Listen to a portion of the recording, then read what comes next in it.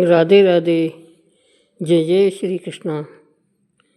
दोस्तों, भगवान श्री कृष्ण की महिमा अपरंपार है। वह किसी न किसी रूप में अपने भक्तों को दर्शन जरूर देते हैं। अगर कोई भक्त उनकी सच्चे मन से भक्ति करता है तो वह हर संभव उनकी सहायता जरूर करते हैं। अगर सच्चे मन से पूरी तरह समर्पित भाव से भगवान की भक्ति की जाए, सुदबुद्ध होकर अगर सिर्फ भगवान का ही ध्यान किया जाए, तो सब कुछ मोह माया त्याग कर अगर केवल प्रभु में ही मन लगा लिया जाए, तो भगवान अपने भक्त को कभी भी संकट में नहीं रहने देते, उसे हर संकट से तार लेते हैं। आज के अध्याय का शुभारंभ भगवान कृष्ण के एक चमत्कारी कहानी से ही करेंगे। अगर आज की यह कहानी आपको पसंद आए तो वीडियो को लाइक करें, शेयर करें और हो सके तो चैनल को सब्सक्राइब करें। भगवान श्री कृष्ण की जन्मभूमि में हर जगह आपको कुछ न कुछ आश्चर्य ऐसे दिखाई देंगे जो भगवान से जुड़े हुए हैं। कहा जाता है कि इसकी वजह यहाँ कण कण में भगवान कृष्ण का वास माना जाता है। वृंदावन में भी आपको ऐसे बहुत सारे आश्चर्य दिखाई दे जाएंगे। यहाँ पर कई संत भी हुए हैं, ऐसे संत जिनके चमत्कारों के किस्से हमेशा सुनाई देते हैं। आज भी अनेकों संत वहाँ पर है जिनके आश्चर्यजनक चमत्कारों को यहाँ आने वाले श्रद्धालु अक्सर देखा करते हैं। ऐसे ही एक चमत्कार है पागल बाबा का मंदिर और उनके पागल बाबा और उनके इस मंदिर के निर्माण की कहानी बहुत ही दिलचस्प है। आप सभी को जरूर सुननी चाहिए। पागल बाबा मंदिर मथुरा वृंदावन मार्ग पर स्थित है। इसके बारे में कथा जनमानस में आज भी बहुत प्रचलित है। इसके अनुसार एक गरीब कृष्ण भक्त ब्राह्मण दिन भर ठाकुर जी का नाम जपा करता था। उसके पास जो कुछ भी था, या यूं कहे कि जितना कुछ भी रूखा सूखा उसे मांग कर खाने को मिलता, वह उसे भगवान की मर्जी समझकर खुशी खुशी खा लेता और अपना जीवन बिता रहा था। एक बार उसे कुछ पैसों की आवश्यकता पड़ी तो किसी साहूकार से वह पैसे लेने के लिए गया। साहूकार ने उसे पैसे देते हुए कहा कि उसे यह पैसे जल्दी वापस करने होंगे। उसकी बात मानकर वह पैसे लेकर घर आ गया। अब वह ब्राह्मण हर महीने नियम से किस्त का हिसाब करके साहूकार के पैसे लौटाने जाता था। आखिर किस्त के थोड़े दिन पहले ही साहूकार ने वसूली का एक पत्र उसके घर भिजवा दिया। यह देखकर ब्राह्मण बहुत परेशान हुआ और साहूकार से विनय करने लगा, लेकिन साहूकार नहीं माना। मामला अदालत में पहुंच गया। जज साहब अदालत में बैठे हुए थे। ब्राह्मण ने जज साहब से अनुरोध करते हुए कहा कि जज साहब, एक किस्त के अलावा उसने साहूकार का सारा कर्ज अदा कर दिया है और यह साहूकार झूठ बोल रहा है। मैंने तो हर महीने नियम से हिसाब करके किस्त चुकाई है। यह सुनकर साहूकार ने क्रोधित होकर दलील दी कि उसने कोई गलत व्यवहार नहीं किया है। जिस किसी के भी सामने इस आरोपी ने धन लौटाया हो, उसे अदालत में पेश किया जाना चाहिए। इतना सुनकर ब्राह्मण सोच में पड़ गया, क्योंकि साहूकार को जब जब धन लौटाया गया तब उसका कोई भी गवाह आसपास नहीं होता था। इस बारे में बहुत सोचते हुए ब्राह्मण को अंत में अपने भगवान की याद आई और गवाह के रूप में उसने भगवान कृष्ण का नाम ले लिया। भगवान कृष्ण का नाम सुनकर पहले तो जज साहब कुछ हैरान हुए, लेकिन बाद में ब्राह्मण से उसका पता मांगा गया। ब्राह्मण के कहने पर एक नोटिस बाकी बिहारी के मंदिर में भेजा गया, क्योंकि जब अदालत में गवाही देनी होती है तब नोटिस मिलने पर गवाह को अदालत में उपस्थित होना ही पड़ता है। अब पेशी की तारीख पर एक बूढ़ा आदमी कोर्ट में पेश हुआ और ब्राह्मण की तरफ से गवाही देते हुए कहने लगा कि जब ब्राह्मण साहूकार के पैसे लौटाने आता था तब मैं उसके साथ ही हुआ करता था। बूढ़े आदमी ने रकम वापस करने की हर तारीख को कोर्ट में मुंह जवानी बता दिया, जैसे उसे सब कुछ एक एक तारीख के हिसाब से याद हो। साहूकार के दावे में भी बूढ़े आदमी द्वारा बताई गई रकम की जो तारीख थी वह भी सही निकली। साहूकार ने राशि तो दर्ज की थी, लेकिन नाम फर्जी लिखे हुए थे। इसके आधार पर जज ने ब्राह्मण को निर्दोष साबित कर दिया, लेकिन जज साहब अब तक हैरान थे कि इतना बूढ़ा आदमी इतनी सारी तारीखें भला कैसे याद रख सकता है। जज साहब ने उसके बारे में जब ब्राह्मण से पूछा कि यह बूढ़ा आदमी कौन है, तो ब्राह्मण ने उत्तर दिया कि यह सब जगह रहता है। लोग उन्हें श्याम, कान्हा, कृष्ण आदि नामों से जानते हैं। इसके बाद जज साहब ने फिर से ब्राह्मण से पूछा कि बताओ वह बूढ़ा आदमी कौन था। फिर ब्राह्मण ने कहा कि सच में मुझे नहीं पता कि वे कौन थे। जज साहब को इस बात से बड़ी हैरानी हुई। उनके मन में सवाल पर सवाल आ रहे थे कि आखिरकार वह आदमी कौन था। इसी पहेली को सुलझाने के लिए जज साहब स्वयं अगले दिन बांके बिहारी के मंदिर में पहुंच गए, क्योंकि ब्राह्मण ने जब गवाही का वह पता दिया था तो उसमें यही पता उपस्थित था। जज साहब जानना चाहते थे कि आखिर बीते दिन जो आदमी अदालत में गया था वह कौन था। मंदिर के पुजारी से जज साहब ने पूछा और सारे घटनाक्रम की जानकारी दी और बात की, तो पुजारी जी ने बताया कि जो भी चिट्ठी पत्री यहाँ आती है उसे भगवान के चरणों में रख दिया जाता है। जज साहब ने उस बूढ़े आदमी के बारे में भी पूछा, लेकिन पुजारी जी ने कहा कि ऐसा तो कोई भी आदमी यहाँ नहीं रहता। यह सब बातें सुनने के बाद जज साहब को लगा कि हो ना हो वे साक्षात श्री कृष्ण ही रहे होंगे।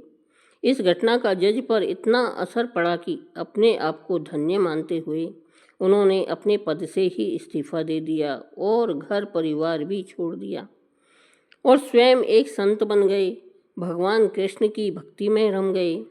स्थानीय लोगों का मानना है कि बहुत साल बाद वह जज पागल बाबा के नाम से वृंदावन में वापस लौटे और उन्होंने पागल बाबा मंदिर का निर्माण कराया। तब से यह मंदिर पागल बाबा मंदिर के नाम से प्रसिद्ध है। इस मंदिर के निर्माण के बारे में एक और प्रचलित मान्यता है कि जब जज साहब को पता लगा कि उनके सामने साक्षात श्री कृष्ण ही अदालत में पेश हुए हैं, तब से वह श्री कृष्ण को ढूंढने के लिए इतने अधीर, इतने बेचैन हो गए थे कि उनकी सुध-बुध खो बैठे थे।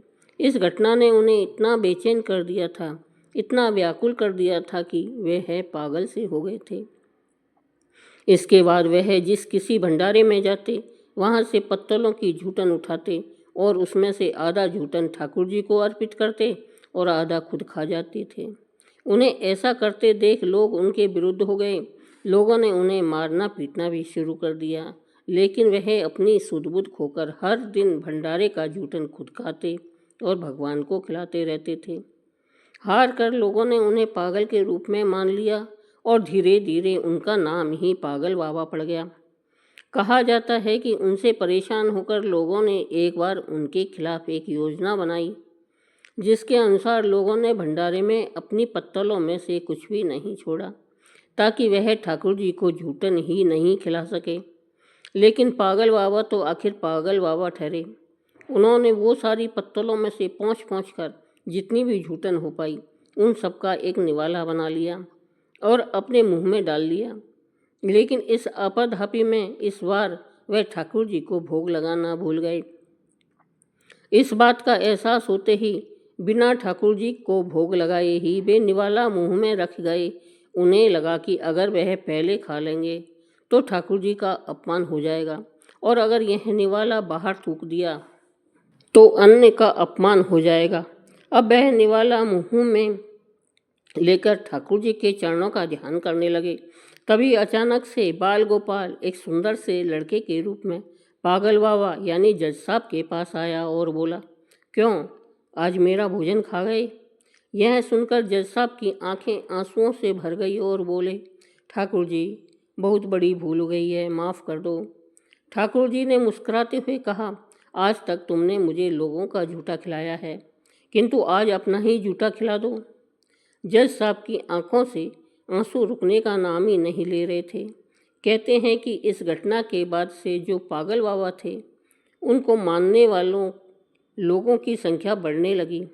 इसके बाद पागल बाबा ने एक विशाल मंदिर की स्थापना का प्रण लिया और विशाल भंडारे का आयोजन किया। अपार जनसमूह उमड़ा, लेकिन बाबा का भंडार खाली होने का नाम ही नहीं ले रहा था।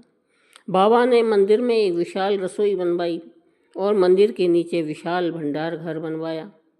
उसी समय आयकर विभाग ने छापा मारा कि इतना अनाज और भंडारे का सामान कहाँ से आ रहा है।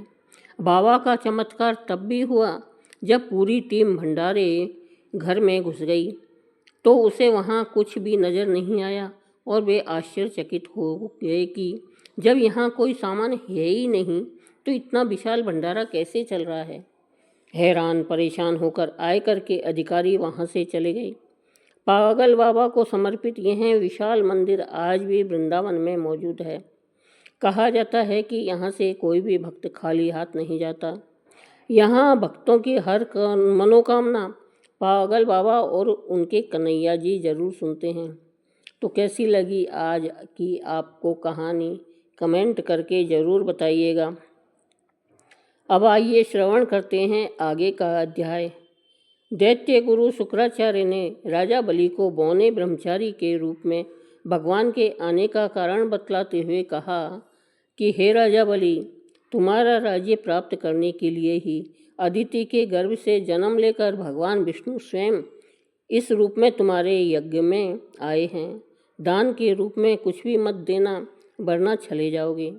इसके उत्तर में बलि ने कहा, हे गुरुदेव, आप मुझे अधर्म का उपदेश क्यों देते हो। घर आए याचक को दान न देना अधर्माचरण नहीं तो और क्या है। यदि विष्णु भगवान स्वयं याचक बनकर मेरे द्वार पर आए हैं तो इससे बढ़कर मेरे लिए सौभाग्य की और क्या बात हो सकती है। मैं जितने यज्ञ आदि करता हूँ वे सभी भगवान विष्णु को प्रसन्न करने के लिए ही तो करता हूँ। अतः बटुक रूप में वे जो कुछ मांगेंगे मैं अवश्य दूंगा। शुक्राचार्य और राजा बलि में अभी वार्ता चल ही रही थी कि वामन भगवान राजा बलि के यज्ञ मंडप में आ गए।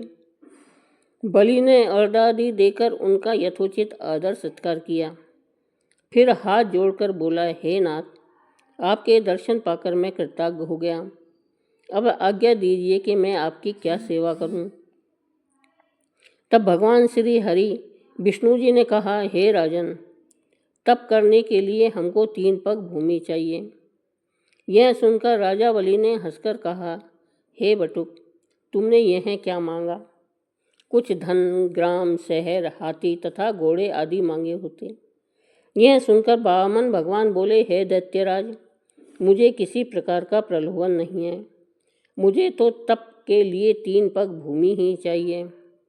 हे राजन, यह पृथ्वी सदैव किसी के पास नहीं रहती। सारी पृथ्वी को भोगने वाले मानधाता जैसे राजा आज कहाँ हैं।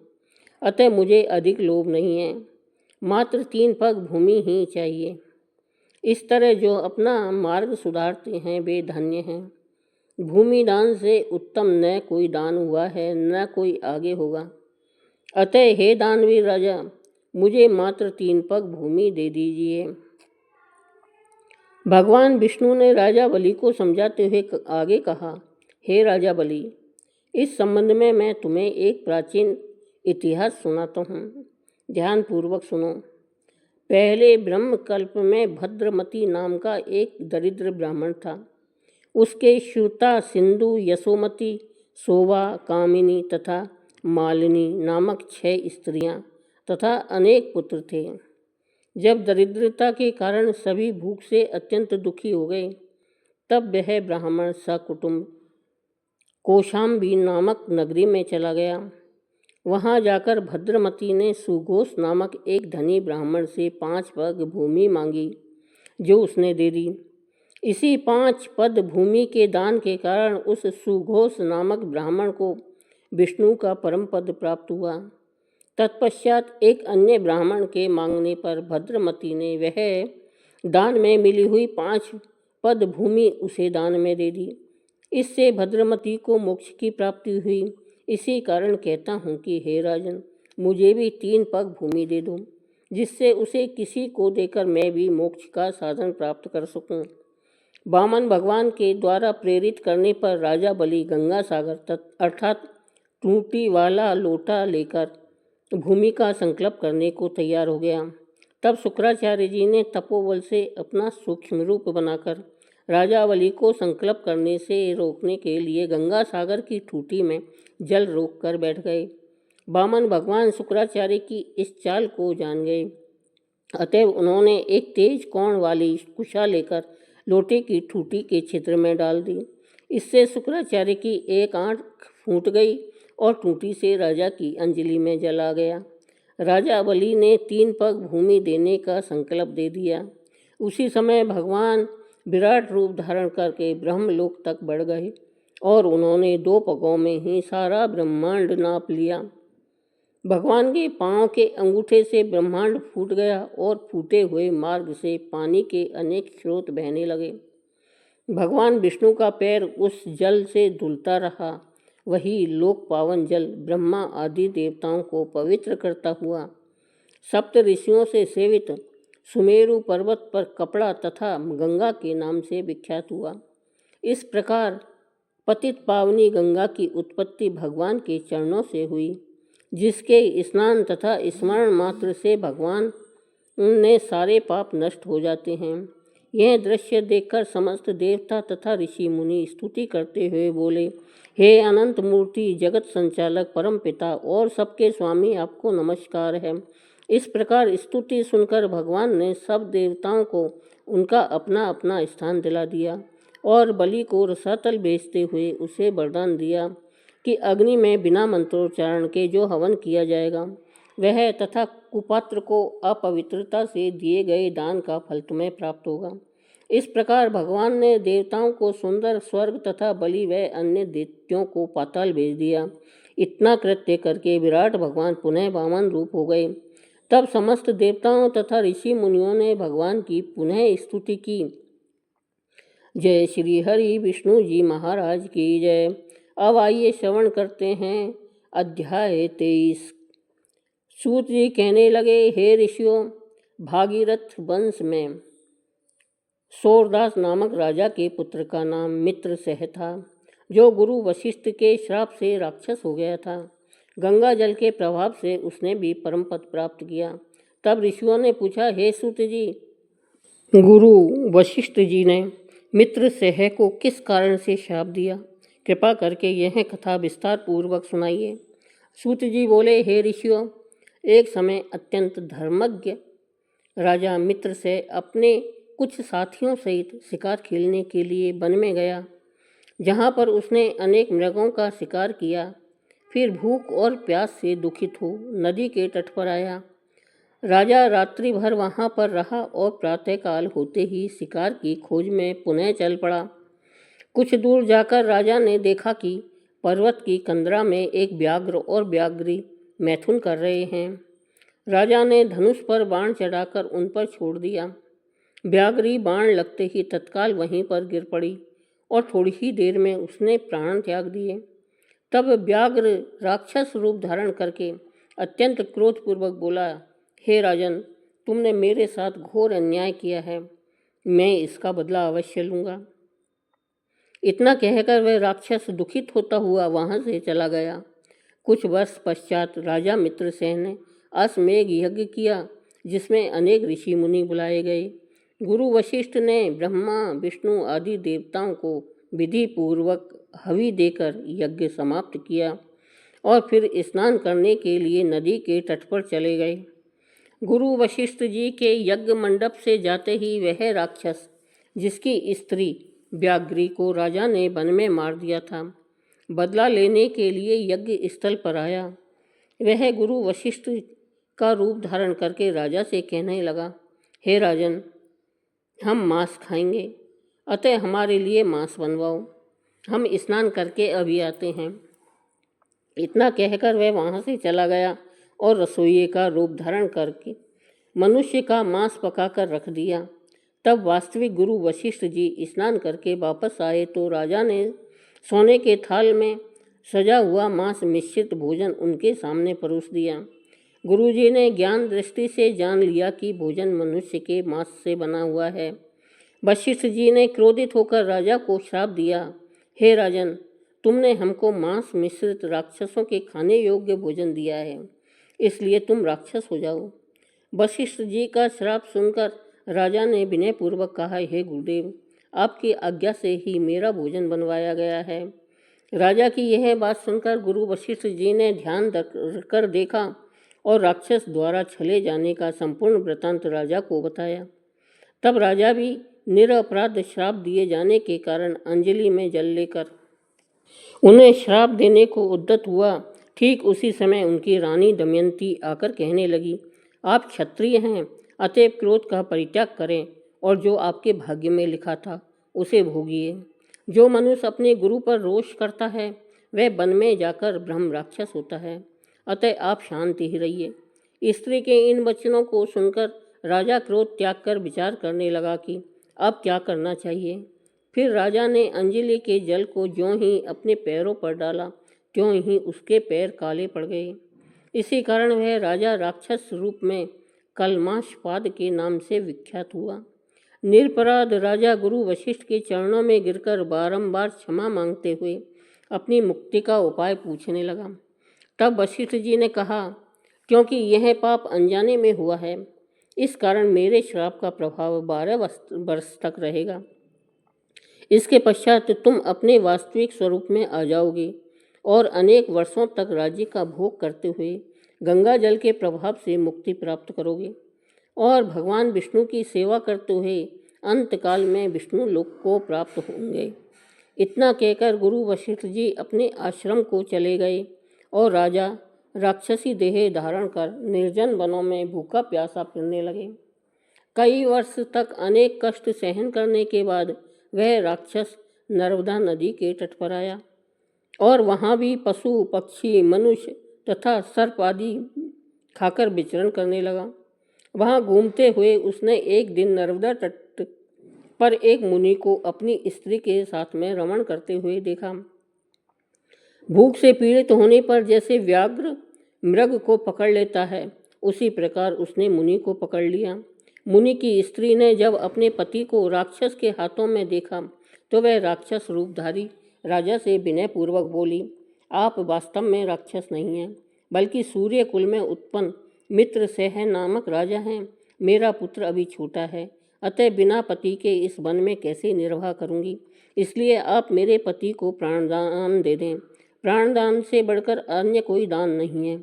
उस स्त्री की इस प्रार्थना को राक्षस पर कोई प्रभाव नहीं पड़ा और जैसे कोई व्याघ्र मृग के बच्चे को पकड़कर खा जाता है, वैसे ही वह राक्षस उस मुनि को खा गया। तब मुनि की स्त्री ने उसे श्राप देते हुए कहा, तुमने मैथुन करते हुए मेरे पति को मारा है, इस कारण जब भी तुम मैथुन करोगे मृत्यु को प्राप्त होकर पुनः राक्षस योनि को प्राप्त होंगे। यह 2 श्राप एक साथ सुनकर राक्षस देहधारी राजा भी क्रोधित होकर बोला, हे दुष्टे, एक अपराध के बदले में तूने मुझे 2 श्राप दिए हैं, इसलिए तुम भी पिशाचिनी बन जाओ। इसके पश्चात वह स्त्री पिशाचिनी हो गई और भूख प्यास से व्याकुल होकर उसी वन में इधर उधर फिरने लगी। इससे आगे का वृत्तांत आप अगले अध्याय में सुनिएगा। जय श्री कृष्ण। अगर वीडियो पसंद आई हो तो हमारे चैनल को सब्सक्राइब कीजिएगा। धन्यवाद।